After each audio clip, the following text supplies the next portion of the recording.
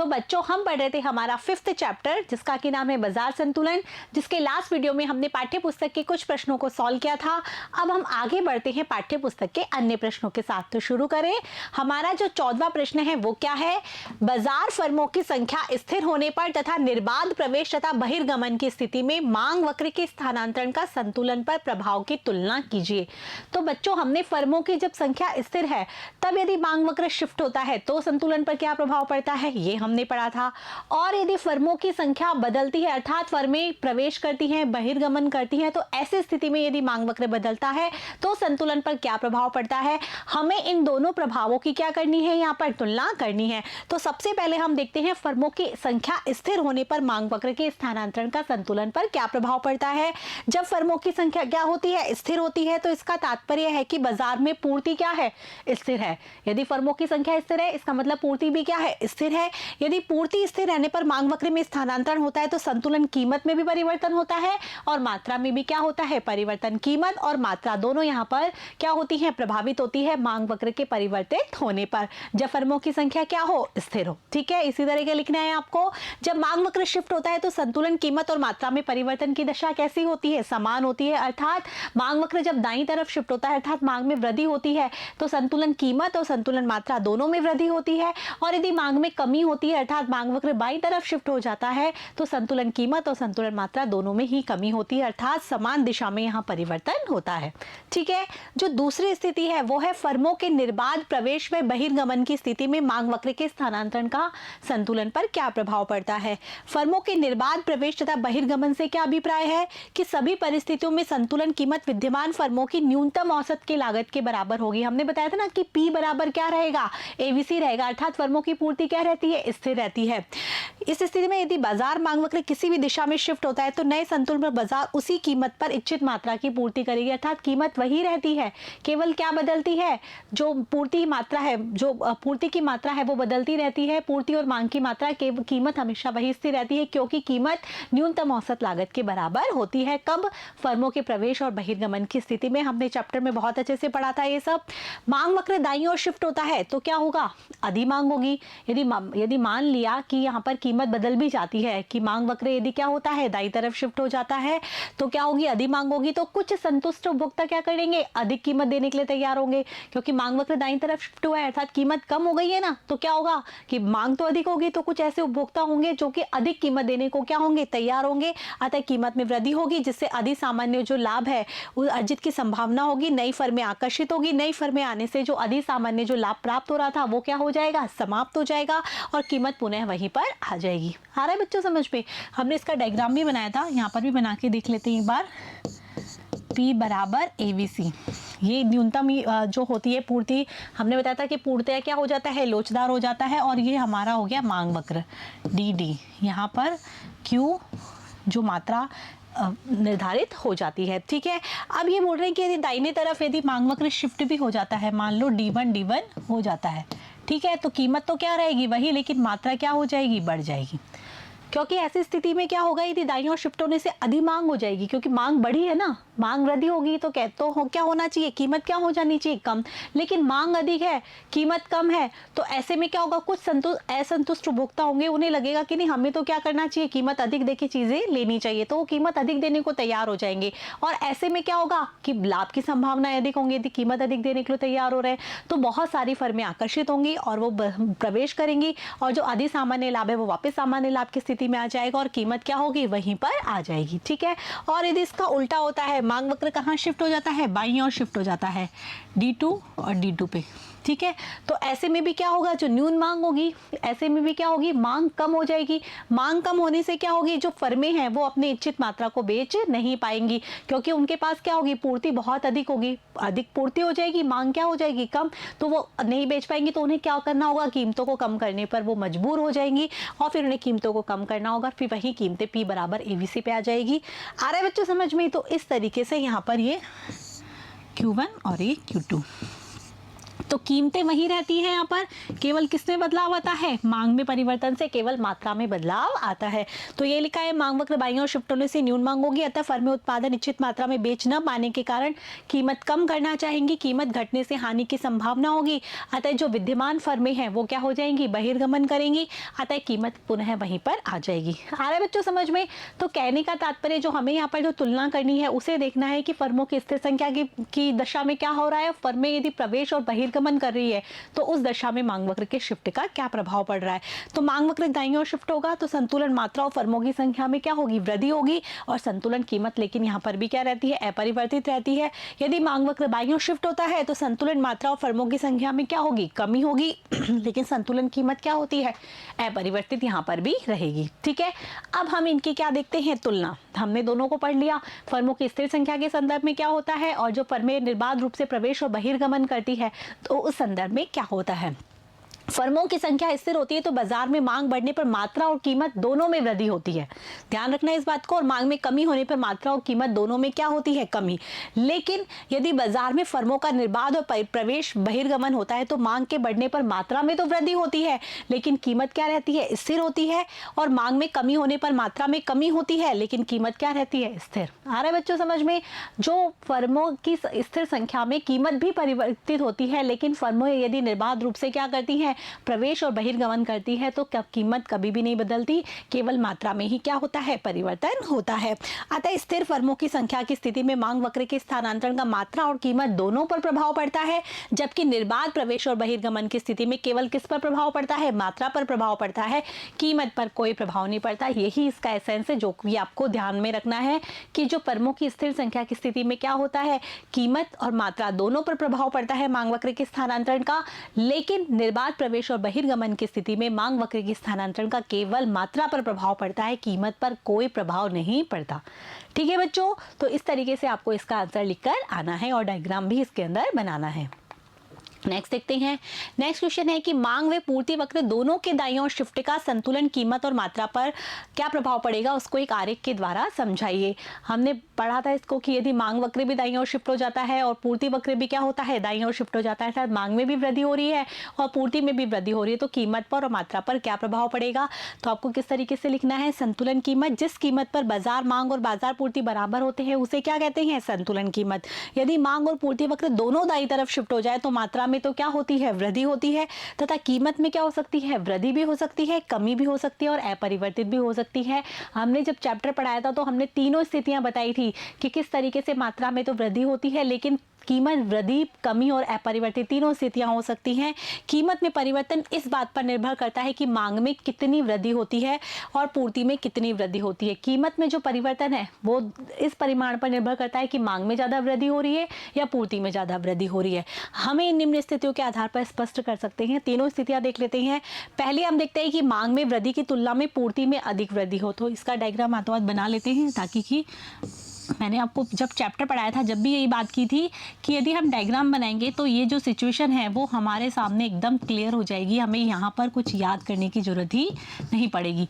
मांग में वृद्धि की तुलना में पूर्ति में अधिक वृद्धि हो रही है। पहले इस स्थिति क्या है कि मांग में वृद्धि तो ये हो गई हमारी D1, पूर्ति में अधिक वृद्धि हो रही है। अब हम पूर्ति में जो वृद्धि है, पूर्ति जो का वक्र जो दाईं ओर खिसक रहा है उसको हम ज़्यादा खिसका देते हैं।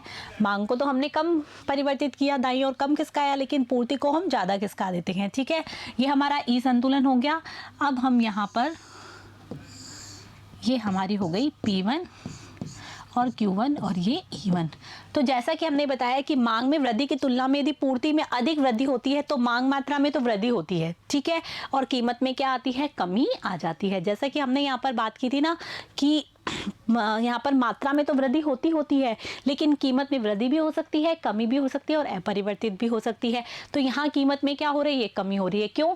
क्योंकि पूर्ति में वृद्धि अधिक हो रही है मांग में वृद्धि की तुलना में, अर्थात पूर्ति प्रभाव यहाँ पर क्या है, जो पूर्ति जो पक्ष है वो यहाँ पर क्या है, ज़्यादा प्रभावी है। और पूर्ति पक्ष के हिसाब से यही होता है कि पूर्ति वक्र जब दाईं तरफ शिफ्ट होता है तो कीमत में क्या आती है, कमी। तो इसीलिए यहाँ पर कीमत में क्या आ रही है, कमी। ठीक है, अब इसकी दूसरी सिचुएशन देख लेते हैं। मांग और पूर्ति दोनों में क्या होती है, समान वृद्धि होती है।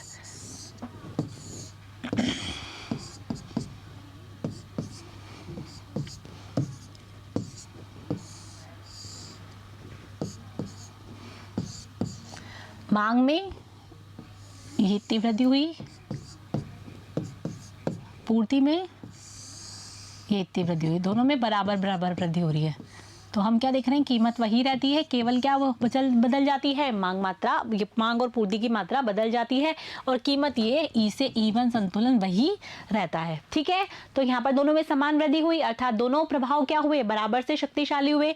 इसी वजह से क्या हुआ, कीमत वही रहती है, केवल मात्रा में परिवर्तन होता है। ये भी लिखा है, जब मांग में पूर्ति में समान वृद्धि होती है तो कीमत स्थिर रहती है, केवल मांग मात्रा में क्या होती है, वृद्धि होती है। अगला देखते हैं कि जब मांग में पूर्ति की तुलना में अधिक वृद्धि होती है।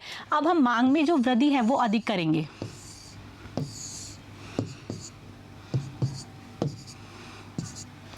मांग में वृद्धि हमने कर दी अलग, अधिक D1 और पूर्ति में वृद्धि हमने कर दी कम S1 S1। तो प्रारंभिक जो DD और SS को मिलकर ये हमारा संतुलन हुआ था P और Q। अब S1 S1 और D1 को मिलकर ये वाला हो गया हमारा। तो हम क्या देख रहे हैं, यहाँ पर कीमत में भी वृद्धि हो रही है और मात्रा में भी वृद्धि हो रही है। मात्रा में तो वृद्धि होगी जैसा कि हमने डिस्कस किया, लेकिन यहाँ कीमत में भी वृद्धि हो रही है। वो क्यों, क्योंकि यहाँ मांग पक्ष प्रभावी है। जो मांग है वो जो मांग वक्र में जो मांग में जो वृद्धि हो रही है वो अधिक हो रही है किसकी तुलना में, पूर्ति में वृद्धि की तुलना में। यहाँ पर भी लिखा हुआ है, जब मांग में पूर्ति की अपेक्षा अधिक वृद्धि होती है तो संतुलन कीमत और संतुलन मात्रा दोनों में वृद्धि होती है। तो आप बच्चों, आपको इसी तरीके से तीनों सिचुएशन बतानी है, सिचुएशन बता के तीनों के डायग्राम बनाने हैं और इनका एक्सप्लेनेशन भी लिखना है, तभी ये जो आपका क्वेश्चन का आंसर है वो एकदम इफेक्टिव होगा और एकदम क्लियर होगा।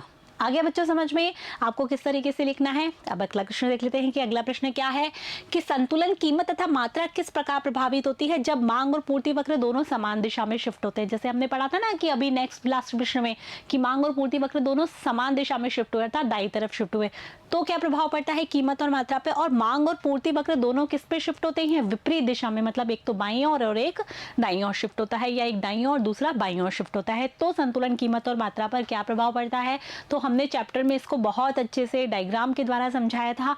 हम यहाँ पर दोबारा देख लेते हैं कि जब मांग तथा पूर्ति वक्र क्या हो, दोनों समान दिशा में शिफ्ट हो। जब मांग तथा पूर्ति वक्र दोनों समान दिशा में परिवर्तित होता है तो पड़ने वाले प्रभाव जो है उसको हम निम्न तालिका से बता सकते हैं कि मांग तो बाईं तरफ, पूर्ति बाईं तरफ, दोनों समान दिशा में हो रहे हैं, दोनों में क्या हो रही है, कमी हो रही है। बाईं तरफ मतलब कमी हो रही है, तो संतुलन मात्रा में क्या होगी, कमी होगी। दोनों में कमी है, इसका मतलब संतुलन मात्रा भी कमी।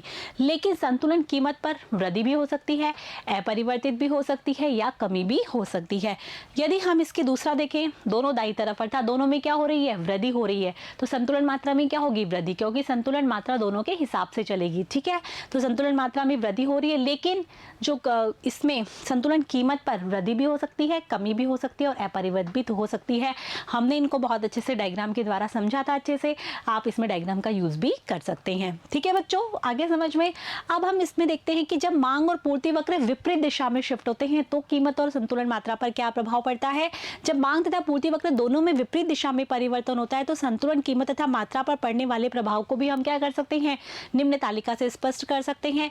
मांग में और पूर्ति में शिफ्ट, मांग में तो बाईं तरफ, पूर्ति में दाईं तरफ, अर्थात मांग में तो क्या हो रही है, कमी, पूर्ति में हो रही है वृद्धि। तो क्या होगा, जो संतुलन मात्रा है, अब इसमें उल्टा होगा, संतुलन मात्रा में वृद्धि भी हो सकती है, कमी भी हो सकती है, परिवर्तन भी हो सकता है, लेकिन कीमत में क्या होगी, केवल कमी होगी। क्यों कीमत में कमी होगी, क्योंकि मांग में क्या हो रही है, कमी हो रही है, मांग वक्र बाईं तरफ शिफ्ट हो रहा है, मांग के हिसाब से चलेगी कीमत। ठीक है बच्चों, इसके बाद है मांग में शिफ्ट दाईं तरफ और पूर्ति में शिफ्ट कहाँ हो रहा है, बाईं तरफ होता है। मांग में क्या हो रही है, वृद्धि हो रही है, पूर्ति में क्या हो रही है, कमी हो रही है। तो यदि मांग में वृद्धि हो रही है तो कीमत में तो क्या होगी, वृद्धि, और मात्रा है वो वृद्धि भी हो सकती है, कमी भी हो सकती है और अपरिवर्तित भी रह सकती है। तो इस प्रकार से दोनों का विपरीत दिशा में शिफ्ट का ये प्रभाव पड़ेगा। तो ये दोनों जो तालिका है उसके द्वारा आप इनको अच्छे से समझा सकते हैं कि किस प्रकार से मांग वक्र यदि एक ही दिशा में शिफ्ट होते हैं तो क्या प्रभाव पड़ेगा, एक ही दिशा में शिफ्ट होते हैं तो कीमत में ज्यादा प्रभाव पड़ेगा, मात्रा तो वही, जैसे वृद्धि हो रही है तो वृद्धि, कमी हो रही है तो कमी। अब इसके विपरीत यदि हम देखें कि दोनों विपरीत दिशा में परिवर्तित होते हैं तो क्या होगा, कीमत जो होती है वो मांग के हिसाब से बदलेगी, लेकिन जो मात्रा है वो वृद्धि, कमी और अपरिवर्तित तीनों रह सकती है। आ रहा है बच्चों समझ में। आपको इस तरीके से इसको याद भी रखना है, इसके डायग्राम भी आप इसमें यूज कर सकते हैं और इस तरीके से तालिका बना के आप इसको अच्छे से समझा सकते हैं। अगला क्वेश्चन देखिए। अगला क्वेश्चन है कि वस्तु बाजार में तथा श्रम बाजार में मांग तथा पूर्ति वक्र किस प्रकार भिन्न होते हैं। तो हमने जब लेसन पढ़ा था तब हमने बात की थी कि वस्तु बाजार में जो वस्तु है उस और सेवाएं हैं उसकी पूर्ति किसके द्वारा की जाती है, फर्मों के द्वारा की जाती है, ठीक है। और जो वस्तु बाजार में है वस्तु और सेवाओं की पूर्ति तो फर्म करते हैं, और ये क्या करते हैं, जो उपभोक्ता है वस्तु बाजार में वो उसकी क्या करते हैं, मांग करते हैं। लेकिन जो श्रम बाजार है उसमें क्या होता है, उल्टा होता है। श्रम बाजार में बस जो श्रम की जो पूर्ति है वो किसके द्वारा की जाती है, परिवार क्षेत्र के द्वारा की जाती है। आ रहा है बच्चों समझ में, परिवार क्षेत्र द्वारा इसकी पूर्ति की जाती है, और मांग किसके द्वारा की जाती है, फर्म के द्वारा इसकी मांग की जाती है। तो यहाँ पर यही है कि वस्तु बाजार और श्रम बाजार में कीमतों का निर्धारण दोनों में समान विधि से होता है, मांग और पूर्ति के द्वारा। श्रम बाजार तथा वस्तु बाजार में आधारभूत अंतर क्या है, मांग और पूर्ति के स्रोतों से है। वस्तु बाजार में वस्तु की मांग किसके द्वारा की जाती है, उपभोक्ताओं के द्वारा या परिवारों के द्वारा, जबकि वस्तु की पूर्ति किसके द्वारा की जाती है, फर्मों के द्वारा की जाती है। आ रहा है बच्चों समझ में। लेकिन जो श्रम बाजार है उसमें जो श्रम की जो मांग है वो उत्पादक फर्मों के द्वारा की जाती है, वो मांग करते हैं श्रम की, तभी तो वो उत्पादन कर पाएंगे, ठीक है। जबकि श्रम बाजार में जो श्रम की पूर्ति है वो किसके द्वारा की जाती है, परिवार, क्योंकि परिवार उत्पादन के साधन के मालिक होते हैं और उनके द्वारा श्रम की पूर्ति की जाती है, क्योंकि श्रम उन्हीं के पास होता है, वो उसकी पूर्ति करती हैं। वस्तु बाजार में वस्तु का अभिप्राय क्या है, वस्तु की मात्रा से है, जबकि श्रम बाजार में श्रम का अभिप्राय है क्या, श्रम द्वारा दिए जाने वाले कार्य के घंटों से है। श्रमिकों की संख्या से नहीं, बल्कि श्रम के द्वारा जो कार्य किए जाते हैं उसके घंटों से है। ये यहाँ पर ये दोनों में क्या है, डिफरेंस है वस्तु बाजार और श्रम बाजार में। नेक्स्ट क्वेश्चन देखते हैं। नेक्स्ट क्वेश्चन है बच्चों की, एक पूर्ण प्रतिस्पर्धा बाजार में श्रम की इष्टतम मात्रा किस प्रकार निर्धारित होती है। पूर्ण प्रतिस्पर्धा में फर्म का उद्देश्य क्या होता है, लाभ को अधिकतम करना होता है। लाभ अधिकतम होने के कारण फर्म सदा उस बिंदु तक श्रम का उपयोग करेगी जिस पर श्रम की अंतिम इकाई के उपयोग की अतिरिक्त लागत उस इकाई से प्राप्त अतिरिक्त लाभ के बराबर हो जाए। मतलब उस बिंदु तक श्रम का उपयोग करेगी पूर्ण प्रतिस्पर्धा बाजार में फर्म, जब वो अतिरिक्त श्रम जो लगा रही है उसकी जो लागत है उस श्रम से जो इकाई जो वो बेचेगी उससे प्राप्त जो लाभ है उसके दोनों के क्या हो जाए, बराबर हो जाए। तब तक तो वो क्या करेगी, श्रम का उपयोग करेगी।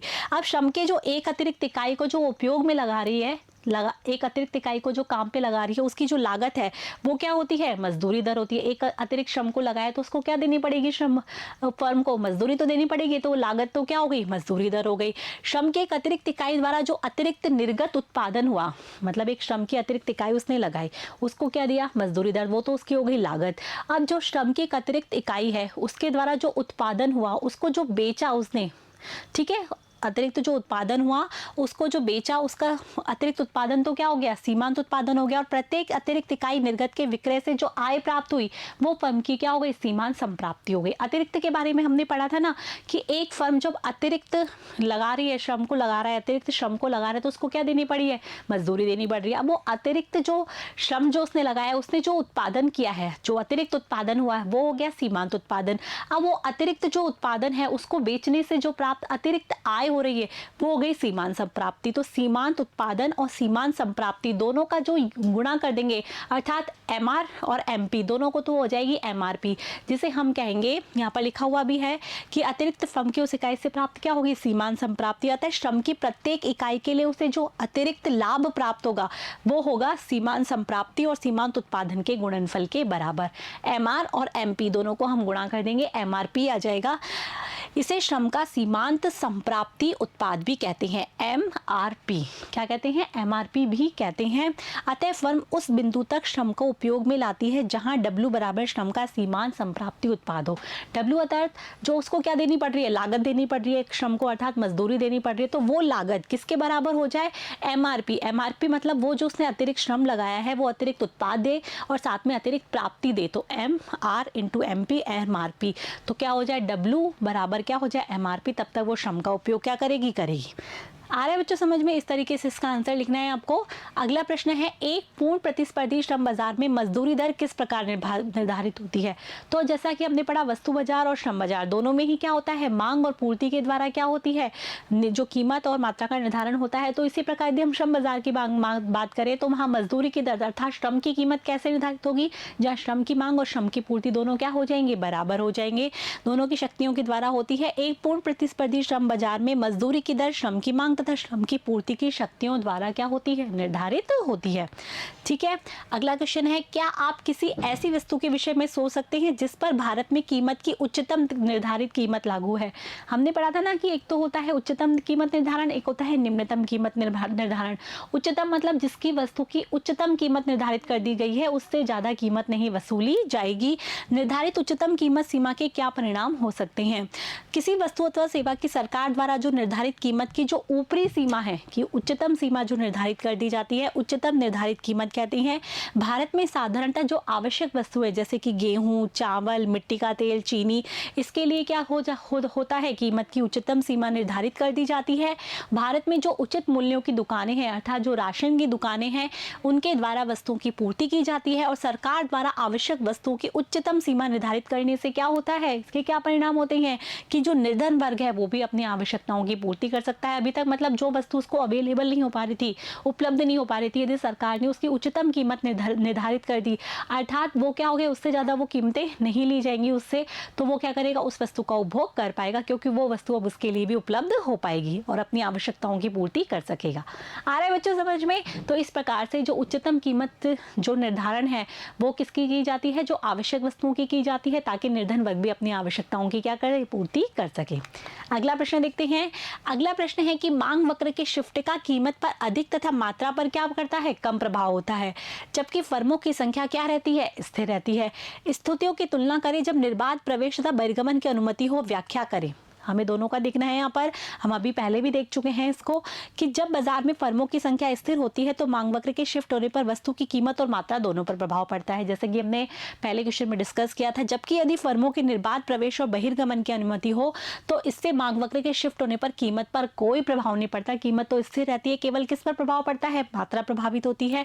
इन दोनों स्थितियों की तुलना हम एक ऐसी स्थिति में कर लेंगे जिसमें क्या हो रही है, मांग में वृद्धि हो रही है। हमने पहले भी यही देखा था।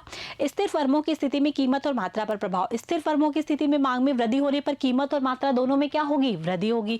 स्थिर फर्मों की स्थिति में क्या होगा, ये मांग वक्र है, ये पूर्ति वक्र है, पी क्यू और ये ई बिंदु, ये डी डी एस एस। तो मांग में क्या हो रही है, वृद्धि हो रही है, D1 तो इससे क्या हो गई, कीमत में भी वृद्धि होगी और जो मात्रा है उसमें भी क्या होगी, दोनों में यहाँ पर वृद्धि होती है। फर्मों के निर्बाध प्रवेश तथा बहिर्गमन की स्थिति में कीमत तथा मात्रा पर प्रभाव। तो फर्मों के जो निर्बाध प्रवेश और बहिर्गमन की स्थिति में यदि मांग में वृद्धि होती है तो संतुलन कीमत पर कोई प्रभाव नहीं पड़ता, जबकि संतुलन मात्रा में क्या हो जाती है, वृद्धि हो जाती है। जैसा कि हमने पहले भी बनाया था डायग्राम, P बराबर ABC हो जाती है न्यूनतम, AC भी लिख सकते हैं, न्यूनतम औसत लागत, और उसके बाद यहाँ पर है हमारा ये DD मांग वक्र, Q मात्रा। यदि ये दाईं तरफ खिसक जाता है D1 तो ये हो जाती है Q1, लेकिन कीमत हमेशा क्या रहती है, स्थिर रहती है फर्मों के निर्बाध और प्रवेश में, क्योंकि यहाँ कीमत न्यूनतम औसत लागत के बराबर होती है। ठीक है बच्चों, तो इस तरीके से आप इसमें डायग्राम बना सकते हैं। नेक्स्ट क्वेश्चन देखते हैं क्या है। नेक्स्ट क्वेश्चन है कि मान लीजिए पूर्ण प्रतिस्पर्धी बाजार में वस्तु X की मांग तथा पूर्ति वक्र दे रखे हैं। QD तो दे रखा है मांग वक्र, और QS दे रखा है पूर्ति वक्र। तो QD दे रखा है 700 माइनस P और QS दे रखा है 500 प्लस 3P, क्योंकि P यदि 15 से अधिक है तब तो ये 500 प्लस 3P क्या होगी, पूर्ति होगी। ठीक है, यदि लेकिन P 15 से यदि कम हो जाती है, कीमत यदि 15 से कम हो जाती है तो पूर्ति क्या होगी, 0, अर्थात जो कीमत है वो कम से कम 15 रुपये तो ली ही जाएगी। यदि 15 से कम हो जाती है तो जो पूर्ति है फर्मों के द्वारा की जाने वाली वो क्या हो जाएगी, 0 हो जाएगी। मान लीजिए कि बाजार में कैसी हैं, समरूपी फर्में हैं, पूर्ण प्रतिस्पर्धा बाजार है। 15 रुपये से कम किसी भी कीमत पर वस्तु X बाजार पूर्ति के शून्य होने के कारण की पहचान कीजिए कि 15 रुपए से कम कीमत पर क्यों पूर्ति 0 हो जाती है। इस वस्तु के लिए संतुलन कीमत क्या होगी, और जो हमने ये बताया है मांग वक्र और पूर्ति वक्र, इसके आधार पर हमें बताना है कि संतुलन कीमत क्या होगी। संतुलन की स्थिति में X की कितनी मात्रा का उत्पादन होगा। तो बहुत इजी क्वेश्चन है, हमने जो चैप्टर पढ़ा था तो उसमें भी सॉल्व किया था कि जब हमें यहाँ पर ये पहला प्रश्न तो ये पूछा है कि बाजार X 15 रुपए से कम कीमत पर पूर्ति के शून्य होने की क्या पहचान है कि 15 रुपए से कम कीमत पर क्यों है, क्योंकि 15 रुपए क्या है, न्यूनतम औसत लागत है। न्यूनतम औसत लागत से कम कीमत पर फर्म कभी भी अपना उत्पादन नहीं करेगी, कोई पूर्ति नहीं करेगी, इसलिए 15 रुपए उसकी क्या होगी, कीमत। फिर हमसे पूछ रहा है इस वस्तु के लिए संतुलन कीमत क्या होगी, तो संतुलन कीमत कैसे निकालेंगे, हम मांग और पूर्ति को दोनों को क्या कर देंगे, बराबर कर देंगे, तो संतुलन कीमत आ जाएगी। संतुलन कीमत आ जाएगी तो फॉर्मूले में हम कीमत फिट करके और फिर क्या निकाल देंगे, संतुलन मात्रा निकाल लेंगे। इजी है ना। चलो सॉल्व करते हैं इसको कि प्रश्नानुसार क्यूडी वस्तु x का मांग वक्र है, क्यूएस वस्तु x का क्या है, पूर्ति वक्र। p कीमत स्तर है। पूर्ति वक्र से हमें ज्ञात होता है कि यदि वस्तु की कीमत क्या होती है, 15 रुपए से कम, तो वस्तु x की पूर्ति क्या हो जाएगी, शून्य, क्योंकि वस्तु की कीमत 15 रुपए से कम होने पर कोई भी उत्पादक वस्तु x का उत्पादन ही नहीं करेगा, तो वो पूर्ति भी नहीं करेगा। पूर्ण प्रतिस्पर्धा बाजार में कीमत किसके बराबर होती है, न्यूनतम औसत लागत के बराबर। ऐसी स्थिति में कीमत बाजार कीमत से कम होने पर, कीमत किससे हो रही है, बाजार कीमत से कम हो रही है, तो कोई भी उत्पादक उत्पादन नहीं करेगा। बाजार में संतुलन कीमत, जब हम इसका दूसरा क्वेश्चन देखते हैं कि बाजार में संतुलन कीमत कहाँ निर्धारित होगी, जहां मांग और पूर्ति दोनों क्या हो जाते हैं, बराबर। अर्थात प्रश्न में दिए गए मांग और पूर्ति वक्र दोनों को क्या कर देते हैं, बराबर, जिससे कि हम संतुलन कीमत का क्या करेंगे, निर्धारण। वो किस प्रकार होगा, क्यूडी बराबर क्यूएस। क्यूडी क्या है, 700 माइनस पी, क्यूएस क्या है, 500 प्लस 3p। ठीक है, तो हम यहाँ 3p और माइनस पी जब हम यहाँ लेकर आए तो ये 4p हो गया। 700 और 500 में से गए तो कितने आ गए, 200। p बराबर 200 बटे में 4, कितने आ गए, 50। तो यहाँ कीमत कितनी निर्धारित हुई, संतुलित कीमत 50। अब हम इस संतुलित कीमत को चाहे आप मांग वक्र में रख दीजिए चाहे आप पूर्ति में रख दीजिए, तो आपको संतुलन मात्रा ज्ञात हो जाएगी। वस्तु x की संतुलन कीमत 50 रुपए है। संतुलन कीमत को पूर्ति वक्र में हमने क्या कर दिया, प्रतिस्थापित करके संतुलन मात्रा हम क्या कर सकते हैं, ज्ञात कर सकते हैं। तो हमने QS 500 plus 3p, 500 plus 3 into 50 कर दिया, 500 प्लस 150, तो 650 क्या आ गई, संतुलन मात्रा।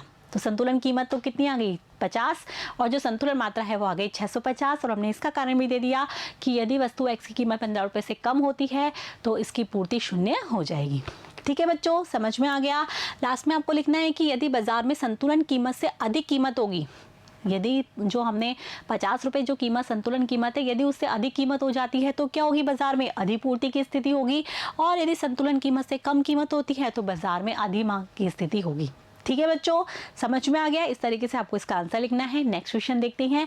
नेक्स्ट क्वेश्चन है कि अभ्यास प्रश्न 22 में दिए गए समान मांग वक्र को लेते हुए आइए फर्मों को वस्तु x का उत्पादन करने के निर्बाध प्रवेश और बहिर्गमन की अनुमति देते हैं। अभी जो हमने 22 वाला क्वेश्चन सॉल्व किया था उसमें हम क्या कर देते हैं कि जो मांग वक्र वही ले लेते हैं, इसका 700 माइनस पी था शायद, उसमें फर्मों को वस्तु x का उत्पादन करने के निर्बाध प्रवेश, अब हम देते हैं कि निर्बाध प्रवेश और बहिर्गमन है फर्मों में। ठीक है, यह भी मान लेते हैं कि बाजार क्या है, समान रूपी फर्मों से बना हुआ है जो वस्तु x का क्या कर रही है, उत्पादन। तो हम एक अकेली फर्म का पूर्ति वक्र भी इसमें ले लेते हैं।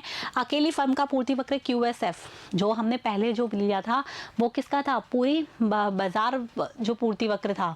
ठीक है, अब हम अकेली फर्म का पूर्ति वक्र लेते हैं जो कि है 8 प्लस 3p। P यदि 20 से क्या है, अधिक है, कीमत यदि 20 रुपए से अधिक है तब तो पूर्ति ये होती है, लेकिन कीमत यदि 20 रुपए से कम हो जाती है तो जो बाजार अकेली फर्म है उसके द्वारा की जाने वाली पूर्ति क्या हो जाएगी, 0 हो जाएगी। P बराबर 20 का क्या महत्व है, तो हम वही जो हमने पहले समझाया था वो उस तरीके से समझाएंगे। P बराबर कीमत किसके बराबर होनी चाहिए, 20 के बराबर तो होनी ही चाहिए। यदि 20 से कम होती है तो क्या होगी, कोई भी फर्म पूर्ति नहीं करेगी। ठीक है, तो नेक्स्ट क्वेश्चन इसका क्या है, बाजार में x के लिए किस कीमत पर संतुलन होगा, अपने उत्तर का कारण भी दीजिए। यदि हमें यहाँ पर दूसरी कीमत निकालनी है, संतुलित कीमत निकालनी है, संतुलन मात्रा और फर्मों की संख्या का क्या करना है, परिकलन भी करना है। तो हम एक एक करके क्वेश्चन सॉल्व करते हैं। बाजार फर्मों के निर्बाध प्रवेश में बहिर्गमन की स्थिति है। बाजार में मांग वक्र ये दे रखा है 700 माइनस पी, बाजार का पूर्ति वक्र निम्न प्रकार है। तो हमको ये दे रखा है, ये जो सिंगल फर्म है ना, समरूपी फर्म में से पूर्ति वक्र दे रखा है QS 8 प्लस 3p, क्योंकि P क्या है, 20 से अधिक है। यदि 20 से कम कीमत हो जाने पर पूर्ति क्या हो जाती है, 0 हो जाती है। फर्मों के निर्बाध प्रवेश और बहिर्गमन से क्या अभिप्राय है कि फर्में न्यूनतम औसत लागत से कम पर उत्पादन नहीं करेगी, उन्हें उत्पादन में क्या होगी, हानि होगी। जो न्यूनतम औसत लागत से यदि फर्में उत्पादन करती हैं तो फर्मों को क्या होती है, हानि। तो इसलिए वो 20 रुपए से कम कीमत नहीं लेगी। अधिक जो कि कम कीमत नहीं लेगी तथा वे बाजार से बहिर्गमन कर जाएंगे। निर्बाध प्रवेश तथा बहिर्गमन के साथ बाजार संतुलन उस कीमत पर होगा जब फर्मों की न्यूनतम औसत लागत के बराबर है। ये संतुलन कीमत क्या है? P बराबर 20। अर्थात यहाँ पर जो 20 है वो न्यूनतम औसत लागत है, तो P बराबर 20 का अर्थ क्या है कि फर्में न्यूनतम औसत की लागत के बराबर तो कीमत वसूले ही वसूलेगी। यदि 20 से कम कीमत हो जाती है, अर्थात 20 क्या है उसकी न्यूनतम औसत लागत, तो उससे कम यदि कीमत हो जाती है तो फर्में उत्पादन नहीं करेगी, इसलिए वो पूर्ति भी नहीं करेगी। ठीक है बच्चों, समझ में आया? तो वही P बराबर 20 का महत्व क्या है कि P बराबर 20 बाजार में संतुलन कीमत है। यह वह कीमत है जो फर्मों की किसके बराबर है? न्यूनतम औसत की लागत। यदि बाजार कीमत 20 रुपए से कम हो जाती है तो फर्में उस पर उत्पादन नहीं करेगी, क्योंकि उन्हें उत्पादन में हानि होगी, अतः वे बाजार से क्या हो जाएंगी? बाहर चली जाएंगी। अतः P बराबर 20 तो फर्में लेंगी ही लेंगी। ठीक है बच्चों, समझ में आ गया? नेक्स्ट क्वेश्चन देखते हैं कि बाजार में x के लिए किस कीमत पर संतुलन होगा? अपने उत्तर का कारण बताइए। बाजार में x वस्तु के लिए संतुलन कीमत कितनी होगी? 20, क्योंकि वह न्यूनतम औसत लागत के क्या है? बराबर। यहाँ पर भी वही बात है कि जो संतुलन कीमत उसके लिए 20 रुपए होगी, क्योंकि वो किसके बराबर है? न्यूनतम औसत लागत के बराबर। हमने बताया था ना कि फर्मों के निर्बाध और प्रवेश और बहिर्गमन की स्थिति में जो कीमत है वो क्या रहती है? स्थिर रहती है। तो कीमत कितनी होगी? संतुलित कीमत 20, जो कि AC न्यूनतम AC के बराबर है। यदि कीमत 20 रुपए से कम हो जाएगी तो फर्में इस कीमत पर उत्पादन नहीं करेगी, वे बाजार से बहिर्गमन कर जाएगी, अतः बाजार की संतुलन कीमत क्या होगी? 20 रुपए होगी। तो संतुलन कीमत क्या हो गई यहाँ पर? 20 रुपए। ठीक है बच्चों, अगला है इसका कि संतुलन मात्रा और फर्मों की संख्या का परिकलन कीजिए। अब हमें देखनी है कि संतुलन मात्रा क्या है और साथ में फर्मों की संख्या क्या है। तो बाजार में संतुलन कीमत 20 रुपए है। इस कीमत पर बाजार उस मात्रा की पूर्ति करेगा जो बाजार मांग के क्या है? बराबर है। तो हमें बाजार मांग दे रखी है। हमने बताया था ना कि बाजार मांग वक्र तो वही दे रखा है जो हमें पहले वाले क्वेश्चन में दे रखा था। तो बाजार मांग वक्र क्या है? 700 माइनस P। अब हम इसमें संतुलन कीमत फिक्स कर देते हैं जो कितनी है? 20। तो कितना हो जाता है हमारी बाजार जो मात्रा है संतुलित मात्रा, वो हो जाती है हमारी 680। 700 में से 20 गए, कितने बचे? 680। अतः बाजार मांग वक्र द्वारा हमें संतुलन मात्रा ज्ञात होती है। QD मांग है हमारी, तो ये 680 में क्या हो गई? P बराबर 20 रुपए में प्रत्येक फर्म की पूर्ति क्या होगी? ये पूर्ति भी हमें दे रखी थी 8 + 3P, तो ये हमारी हो गई मांग हो गई 680। ठीक है, मात्रा जो हम कह सकते हैं संतुलित मात्रा क्या हो गई हमारी? 680। और जो एक प्रत्येक फर्म द्वारा जो की जाने वाली पूर्ति है 20 रुपए कीमत पर, वो क्या होगी? उसे हम फिक्स कर देंगे इसमें 8 + 3P में 8 + 3 × 20 कितने आए? 60, 68। तो 68 क्या हो गई? एक फर्म के द्वारा की जाने वाली पूर्ति। आ रहा है बच्चों समझ में? ये तो हमारी क्या हो गई? संतुलित मात्रा। ये हमारी हो गई फर्म के द्वारा की जाने वाली पूर्ति। फिर हमने पढ़ा था कि Q0/Q0F अर्थात जो संतुलित मात्रा में है और एक फर्म द्वारा की जाने वाली पूर्ति का यदि हम भाग लगा देते हैं तो संतुलित फर्मों की संख्या ज्ञात हो जाती है। पढ़ा था ना हमने चैप्टर में। तो वैसे ही हमें करना है। फर्मों की संख्या हम निम्न सूत्र से ज्ञात कर सकते हैं। N0 यदि फर्मों की संख्या, Q0F। Q0 हमारा है 680 संतुलित मात्रा, और Q0F मतलब फर्मों के द्वारा की जाने वाली पूर्ति जो आ गई 68। तो इस प्रकार से 10 फर्में जो क्या होंगी? संतुलित होंगी। इस तरीके से आपको इस क्वेश्चन को सॉल्व करना है, जो कि हमने चैप्टर में भी बहुत अच्छे से सॉल्व किया था। आ गया बच्चों समझ में? अगला प्रश्न जो हम देखेंगे उससे पहले हम देखते हैं कि किस तरीके से हमें चीज़ें सारी यहाँ पर क्लियर कर रखी है। निर्बाध प्रवेश और बहिर्गमन की स्थिति में संतुलन कीमत 20 रुपए, संतुलन मात्रा 680 रुपए, फर्मों की संख्या कितनी हो गई? 10 हो गई। इस तरीके से आपको अपना आंसर भी एंड में लिखकर आना है। नेक्स्ट क्वेश्चन देखते हैं। नेक्स्ट क्वेश्चन है कि मान लीजिए नमक की मांग तथा पूर्ति वक्र को इस प्रकार दिया गया है। ये नमक की मांग वक्र है, ये नमक का क्या है? पूर्ति वक्र। नमक का मांग वक्र है QD बराबर 1000 - P, QS बराबर 700 + 2P। ये हमारी हो गई पूर्ति वक्र। संतुलन कीमत और मात्रा ज्ञात करना है, तो हमें क्या करना है? दोनों को बराबर कर देंगे तो संतुलन कीमत और मात्रा ज्ञात हो जाएगी। दूसरा क्वेश्चन है कि अब मान लीजिए नमक के उत्पादन के लिए प्रयुक्त एक कागज की कीमत में क्या हो जाती है? वृद्धि। उत्पादन के साधन की कीमत में वृद्धि हो जाएगी, अर्थात लागत में वृद्धि हो जाएगी, तो पूर्ति क्या हो जाएगी? कम। तो नया पूर्ति वक्र हमारा ये पहले ये था 700 + 2P, अब नया पूर्ति वक्र आ गया 400 + 2P। अब इसके हिसाब से हमें संतुलन कीमत और संतुलन मात्रा ज्ञात करनी है और देखना है कि पूर्ति में परिवर्तन से संतुलन कीमत और मात्रा किस प्रकार परिवर्तित हो गई। मान लीजिए सरकार नमक की बिक्री पर अब क्या लगा देती है? 300 रुपए प्रति इकाई कर भी लगा देती है। हमने टैक्स के बारे में भी पढ़ा था ना, वह लगा देती है। तो संतुलन कीमत और मात्रा को यह किस प्रकार से प्रभावित करेगी? तो हमें तीनों सिचुएशन में पहले संतुलन कीमत और मात्रा ज्ञात करनी है, और उसके बाद पूर्ति वक्र बदल जाता है तो संतुलन कीमत मात्रा क्या होती है, फिर इसके बाद कर लगा दिए जाते हैं तो संतुलन संतुलन कीमत और मात्रा क्या होती है। तीनों सिचुएशन हमको यहाँ पर देखनी है। सबसे पहले हम पहली सिचुएशन देखेंगे कि संतुलन कीमत और मात्रा ज्ञात कीजिए। तो हमारे सामने मांग वक्र है 1000 माइनस पी, ये पूर्ति वक्र है 700 प्लस 2p। अब संतुलन कीमत कहाँ निर्धारित होगी, जहाँ दोनों को बराबर करेंगे, QD बराबर QS, ये हमारा QD है, ये हमारा QS है। तो 3p 2p और 3p 3p, 1000 में से 700 गए तो कितने बचे 300। तो 3p बराबर 300, p बराबर 300 प्लस बटे 3 कितने आ गए 100 रुपये। तो संतुलन कीमत कितनी आ गई हमारी 100 रुपये। बाजार में पूर्ति वक्र में कीमत को प्रतिस्थापित करके हम क्या कर सकते हैं संतुलन मात्रा। तो हम यहाँ पर जो कीमत है, जो हमारा मांग वक्र है, या तो इसमें लगा दीजिए कीमत या फिर हम इसमें भी लगा सकते हैं। तो हमने 700 प्लस 2 इंटू पी, हमने क्या कर दिया 700 प्लस 2 गुणा 100, 700 प्लस 200 कितने आ गई हमारी 900 क्या आ गई हमारी संतुलित मात्रा। अर्थात संतुलित जो कीमत है वो तो 100 रुपये और संतुलन मात्रा कितनी आ गई 900 आ गई। पहला क्वेश्चन हमारा सॉल्व हो गया कि किस तरीके से हमने संतुलन कीमत तो 100 रुपये और संतुलन मात्रा 900 निकाल ली। ठीक है, अब हम दूसरा देखते हैं कि उत्पादन के साधनों में वृद्धि हो गई, जिससे पूर्ति वक्र ही क्या हो गया बदल गया। तो कीमत में वृद्धि हो गई तो नया पूर्ति वक्र आ गया 400 प्लस 2p। अब हमें संतुलन कीमत और मात्रा में क्या करना है, देखना है कि किस प्रकार से परिवर्तन हुआ, क्या परिवर्तन अनुकूल है। अब देखते हैं हम, बाजार में पूर्ति वक्र फलन परिवर्तित होता है, QS क्या हो जाता है 400 प्लस 2p। तो संतुलन कीमत और मात्रा पर क्या प्रभाव पड़ेगा। तो हमारा पहले हम क्या करेंगे, संतुलन कीमत ज्ञात करने के लिए QD और QS को बराबर कर देंगे। QD तो हम वही पुराना वाला लेंगे क्योंकि मांग में कोई परिवर्तन नहीं आया, लेकिन पूर्ति में परिवर्तन आया है तो जो पूर्ति है वो हम नई वाली लेंगे। 3p 1000 में से 400 गए तो 600 बचे और p में हमने 600 में 3 का भाग लगा दिया तो हमारी 200। पहले हमारी कीमत कितनी, संतुलन कीमत 100 रुपये थी, अब हमारी संतुलन कीमत बढ़कर कितनी हो गई है 200 रुपये। अर्थात कीमत क्या हो गई है, जस्ट दुगनी हो गई है। ठीक है, p बराबर 200 को नए पूर्ति वक्र में हम प्रतिस्थापित कर देते हैं और फिर क्या ज्ञात कर लेते हैं, हम हमारा मात्रा भी ज्ञात कर लेते हैं। 400 plus 2p, 400 plus 2 into 200, 400 plus 400 800। तो हमारी जो मात्रा है वो कितनी आ गई 800। कहने का मतलब है जो कीमत है वो तो बढ़ के दुगनी हो गई है और मात्रा क्या हो गई है, घट गई है। भाई पहले कीमत 100 थी, मात्रा 900 थी, अब कीमत बढ़कर 100 से 200 हो गई है और मात्रा क्या हो गई है 800 हो गई है, कम हो गई है। तो एक लागत की कीमत में वृद्धि होने से नए पूर्ति वक्र के अनुसार संतुलन कीमत बढ़कर कितनी हो गई है 200 रुपये और संतुलित मात्रा घटकर कितनी हो गई 800। तो उपभोक्ता की दृष्टि से ये परिवर्तन कैसा हुआ, प्रतिकूल हुआ ना, क्योंकि उपभोक्ता के लिए तो कीमत तो क्या हो गई है, बढ़ गई है, जबकि मात्रा क्या हो गई है, घट गई है। आ रहा है बच्चों समझ में। तो कीमत बढ़नी है और क्या होती है, जो पूर्ति है वो क्या मात्रा क्या हो गई है, घट गई है। तो ये परिवर्तन हुआ। ठीक है, अब तीसरा देखते हैं कि जो कर लगा दिए जाते हैं तो क्या प्रभाव पड़ता है। मान लीजिए सरकार नमक की बिक्री पर 3 रुपए क्या लगा देती है, प्रति इकाई कर लगा देती है, तो संतुलन कीमत और मात्रा को किस प्रभाव प्रभावित करेगी। तो पहले वाला ही लेते हैं हम, ये जो हमारा मांग वक्र है 100,000 माइनस पी, ये हमारा पूर्ति वक्र है 700 प्लस 2p। ठीक है, उपयुक्त समीकरण से संतुलन कीमत क्या होगी, QD बराबर QS, QD 1000 minus P, QS 700 plus 2p। अब यहाँ पर वही टोटल करते हैं, 3p 1000 में से 700 चले जाएंगे तो हमारी कीमत कितनी आ जाएगी 100। जैसा कि हमने पहले ज्ञात किया था वैसे ही संतुलन कीमत यहाँ पर ज्ञात की है।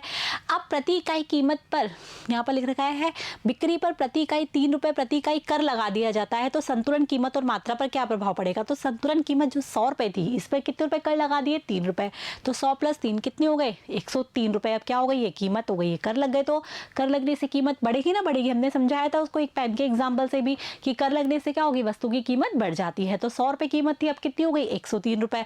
अब हम संतुलन मात्रा ज्ञात करने के लिए जो हमारे पास जो सूत्र है कौन सा 700 प्लस 2p पूर्ति वक्र वाला, उसमें हम ये जो नई कीमत है वो हम क्या कर देते हैं फिट। तो 700 प्लस 103 इंटू 2, 700 प्लस 206 कितना आ गया 906। तो अब हमारी जो मात्रा है वो क्या थी 900 से बढ़कर कितनी हो जाती है 906।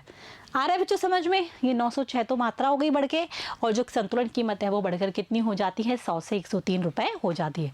आ रहा है बच्चों, इस तरीके से आपको इस पूरे क्वेश्चन को सॉल्व करना है। नेक्स्ट क्वेश्चन देखते हैं कि मान लीजिए कि अपार्टमेंटों के लिए बाजार निर्धारित किराया इतना अधिक है कि सामान्य लोगों द्वारा वहन नहीं किया जा सकता। जो अपार्टमेंट जो बनाए जाते हैं रहने के लिए उनका किराया बहुत हाई है, जिससे कि सामान्य लोग वहाँ पर रह ही नहीं सकते।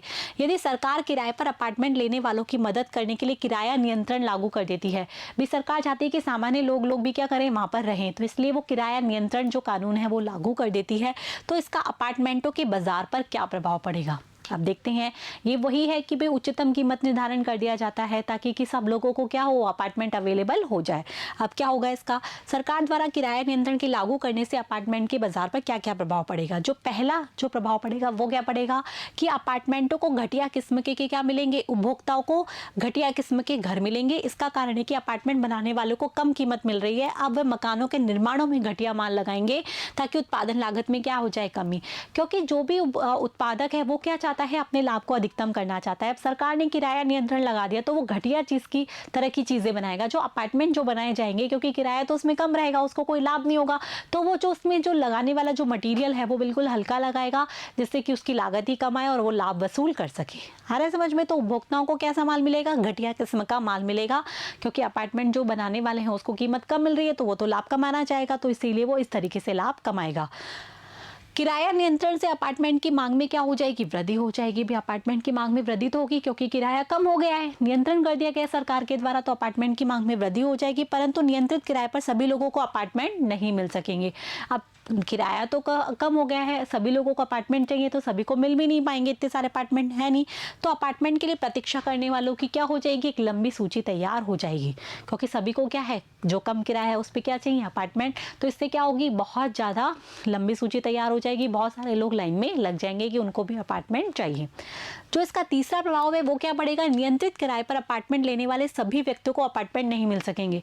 जो कीमत दे रखी है उस पर जो व्यक्ति अपार्टमेंट लेना चाहते हैं तो इतने सारे अधिमांग हो जाएगी यहाँ पर, क्योंकि कीमत कम हो गई है ना, इसीलिए तो सबको क्या नहीं मिल पाएंगे, अपार्टमेंट नहीं मिल पाएंगे। तो जो कुछ लोग जो कि अपार्टमेंट लेना चाहते हैं और उनको नियंत्रित कीमत पर अपार्टमेंट नहीं मिल पा रहे हैं, तो वो क्या करेंगे, असंतुष्ट रहेंगे, तो वो क्या करेंगे, कीमत को बढ़ाएंगे। कम बढ़ाने के लिए क्या करेंगे, वो कालाबाजारी भी हो सकती है। तो कुछ लोग अधिक किराए पर भी अपार्टमेंट लेना पसंद करेंगे, परिणाम स्वरूप किराया वाले अपार्टमेंट की कालाबाजारी क्या हो जाएगी, आरंभ हो जाएगी। आगे बच्चों समझ में। तो इस तरीके से आपको ये आंसर लिखना है। तो यहाँ पर हमने पाठ्य पुस्तक के सारे प्रश्न सॉल्व कर लिए कि किस तरीके से आपको सारे प्रश्नों के आंसर हल करने हैं, डायग्राम बनाने हैं। डायग्राम आपको जरूर बनाने हैं, जिस प्रश्न में आपको डायग्राम रिलेटेड क्वेश्चन पूछा जाता है तो आपको डायग्राम अवश्य बनाना है, डायग्राम एकदम नीट एंड क्लियर बनाना है, साथ में उसका एक्सप्लेनेशन भी लिखना है। आ रहा है बच्चों समझ में। इस तरीके से हमने यहाँ पर पूरे 25 क्वेश्चन सॉल्व कर लिए। यहीं पर होता है हमारा ये पार्ट खत्म। अब इसके बाद हम पढ़ेंगे हमारा नेक्स्ट लेसन, 6th लेसन। तब तक के लिए आपको ये अच्छे तरीके से पढ़ना है, मेरे साथ बने रहना है, पढ़ते रहना है, बढ़ते रहना है। Thank you.